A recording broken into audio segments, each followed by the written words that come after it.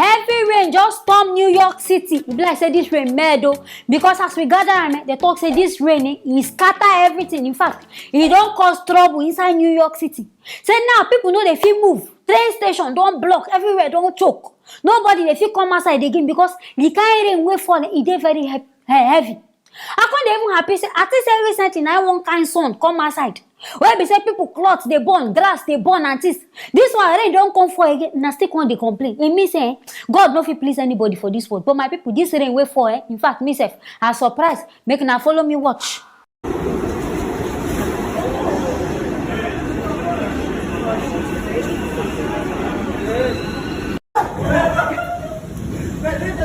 He's hopping in a trash bag. Trash bag boys. No.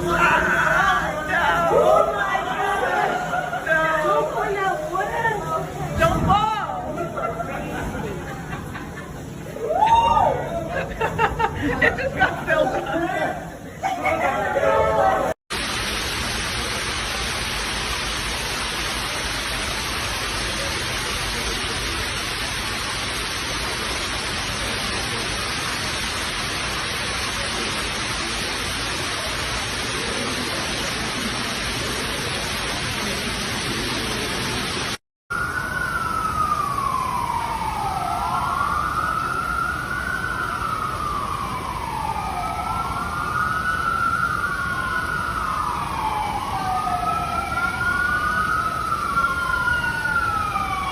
Una don see abi? Ha! This kind flood, I know that una sure say no be Nigerian constructor na do this road for them, these people. Because the kind water in fact, I dey surprised say people Oyinbo people I no want us say na no get sense. People can't use nylon, they cover body, no be even from up, from ground. Say they no want make water touch their leg. I know people pull your shoe now, just pull your shoe, hold am, waka. This one way they do like I no understand. But abeg go this rain wey come for now, the matter no end. Nigeria people they blame their MTA. Say if say they spend their money wisely, do this road well. Oga abeg, I no sure say na MTA wahala be this one. I sure say na God just pour this water. Una no even dey grateful. Make I talk and say na no dey grateful. Una dey complain say sun hot, na no dey fit stay inside house. Swimming pool sef hot. Now small rain come for. This one be say na even normal rain inside Africa. If be say rain go dey fall, somebody go sit down for house sleep. Now somebody dey here dey complain. They come and last like this water go still go. But this flood, even Oyinbo people e mean say Nigeria and some other countries better. Honestly, this water black. Even dirty water inside Lekki no dey black like this. Abeg wetin na come put inside na gutter? Wetin dey inside na drainage? Wey be say drainage come dirty water come black like this. It means say some African countries we dey even enjoy because this one just be like Nigeria part 2. Where road be like this. This one's na the abroad wey they show una. Those of una wey wan travel. Now they see this one na the abroad wey na do they see for TV. Now go they say I want travel, I know say some people say they go sit up say they want travel. Make na sure they prepare. Now the things when I go they meet this. But I know so Igbo people now, this one wey don't even happen, they go find solution. But me I don't reason I say I sure say something, maybe na something I don't block their drainage. Because of this one they talk say train even got to stop. No movement, people just stop, stand by. But wetin one come cause because normally if rain fall, I can't the reason water they go before. So it means say something I don't block something, but something don't go happen for somewhere. Now I make this one now come they be like this. See water don't even they enter people motor, their glass. Now so the water full reach you. I can't the one that the kind rain. This one not even be 7 days rain. If 7 days rain come pour the whole of New York, everywhere, even inside person house, that means water go enter now.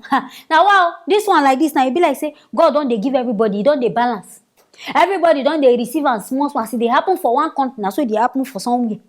Everybody don't they receive because this one will happen inside New York. Me I even surprised. So in both sides, they face this kind of katakata where they happen inside Africa.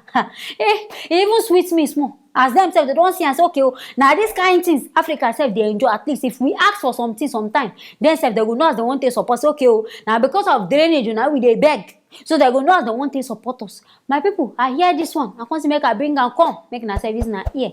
Yeah, what they happen. Anything when I film, make not forget to write down for the comment section. Make not also forget to like and share this video. I will see you on for our next video. Tragedy just happen inside Delta State. Oh, they say tanker don't go kill 6 students where they come from school. Now their tanker just go hit them, these people. According to our reports, they say this tanker where they carry petrol, if na 6 speed where this tanker they use, before we go see this man don't lose control. Go knock innocent children wey be say they won't cross road where they come back from school. Now what? See, bad things just they happen inside this whole Nigeria where we did. Now, which day we won't hear about peace. My people beg, make una follow me see this tragedy. Hey! Hey!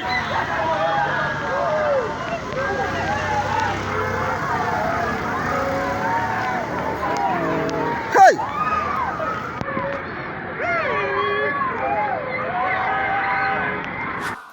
Hey, see innocent people, innocent children wey just dey come back from school.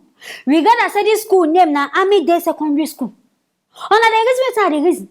This school una sure say something no dey inside this school because recent abi na 2023 abi na 2003 na so thunder strike some people go die. So this one na only this school dey for this place wey be say bad things go dey happen. And this one as e happen that was immediately 6 students die at the spot. So the remaining even 15 wey dey, then those ones they even dey for critical condition. They dey for hospital like this. And I think say this whole tanker thing, I think say they ban tanker, make they move from daytime. I think say they talk say tanker na only night na make they move. I be that one na only inside Lagos, even the Lagos sef, they no dey even obey am. Talk less of another place. See now, these innocent children wey don go die now, how wetin they even make them these parents feel? You wey be tanker driver, wey be say you go dey drive slow jejely on the road. You can't carry speed. They rotate like say na express na you dey. When you know say this Nigeria wey we dey, one, our road no good. Make we even blame government sef small. Ordinary pedestrian road, they no go build. So when they build bridge, make children they use take cross, na no go see. Even zebra crossing, no even do mistake for Nigeria. Say you go put your leg on top one. Say you want, they go just jam you to it. Sure, say all these ones have reason. I make them the children constant. Make they wait up before they go cross. They no know say that they safe. Wahala go still burst for their side. Problem no just finish inside this Nigeria. Person to cross road now, you know they safe. How person won't can't even do am? How person won't reason am now? Be a person now, you go dey pray to God, I beg God, I won't cross. May God protect you. I mean, God go carry you even cross. Because this one now where happen, I don't even want to be. I don't even know who I won't blame. Be na the driver or be the overspeeding or be na wait, I don't know. Because I sure say bad road self go join this whole thing.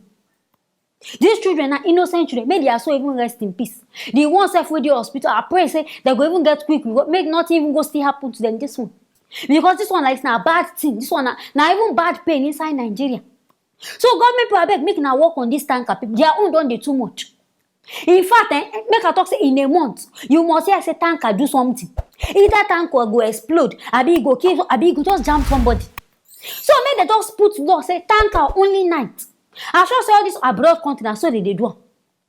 Midnight, maybe from 3, abi I don't even know why midnight won't even start. Make they tell us okay by this time when I make na they move in our own movement.